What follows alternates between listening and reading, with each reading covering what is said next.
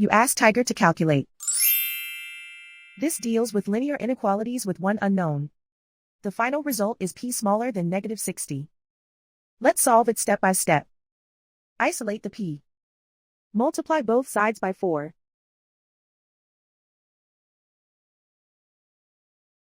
Group like terms.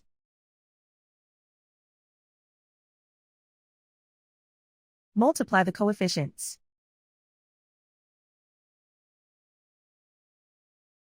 Simplify the fraction.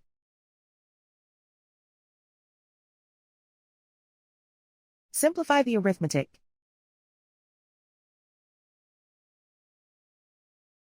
Plot the solution on a coordinate grid.